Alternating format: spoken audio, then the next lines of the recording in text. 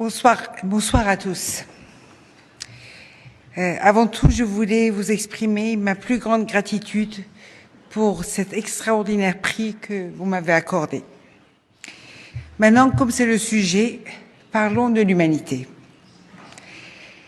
Chez ceux qu'appellent les biologistes les vrais animaux, c'est-à-dire les mammifères, l'homme est le seul à tuer sa femelle. Nous qualifions cet acte de bestial alors qu'aucune bête, à part nous, ne le fait. Ceci est l'humanité. À côté de cela, vous avez des humains qui perdent leur vie sous les coups de leurs tortionnaires pour protéger leurs semblables, pour ne pas les dénoncer. Et je ne sais que trop bien de quoi je parle. Cela s'appelle également l'humanité. Et à ceux d'un orchestre qui joue une symphonie et qui nous offre la forme la plus pure de la beauté. Et il y a ceux qui orchestrent des guerres et pour chaque centaine de litres de sang versé sont décorés d'une nouvelle médaille. Et nous applaudissons avec la même ferveur les uns comme les autres. Cela pour vous dire que je n'ai pas une vision idéalisée de l'humain et que cette dualité, je la vis moi-même. J'accepte ma violence comme ma bienveillance, en espérant toujours que la deuxième prenne le dessus sur la première. Pendant très longtemps, j'ai cru que la clé pour que chaque être humain puisse vivre dignement, qu'il ne subisse jamais de brutalité ni d'humiliation à cause de son sexe, son ethnicité ou de sa couleur, était l'éducation.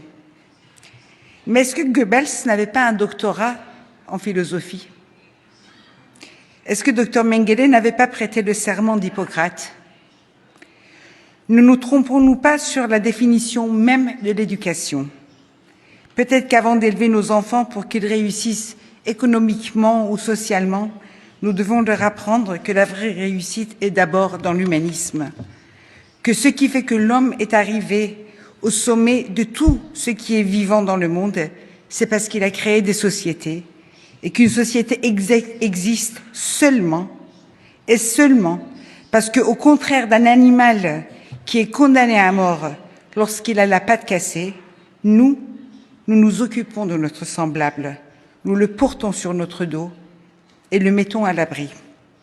L'homme seul ne survit pas dans la nature. Il ne survit que quand il se met avec les autres et crée des sociétés. Et la condition sine qua non pour cela est l'empathie. Peut-être que dans l'éducation, avant d'enseigner à nos enfants, d'apprendre tout par cœur et réciter les choses comme des perroquets, nous devons leur apprendre l'éthique, le civisme et surtout la compassion et la gentillesse. Et je peux vous assurer que je ne suis pas du genre à tendre l'autre joue. Pour une gifle reçue, j'en rends 10. Mais j'essaie de ne jamais être celle qui donne la première. Et pour finir, je vais vous lire un poème de Saadi, grand poète iranien du XIIIe siècle, qui dit « Les hommes font partie du même corps, ils sont issus de la même essence. Si le destin faisait souffrir l'un des membres, les autres n'en auront pas de repos. Toi qui es indifférent aux souffrances de l'autrui, tu ne mérites pas d'être nommé un homme. » Merci de m'avoir écouté et à l'humanité dans son entièreté. Je vous remercie.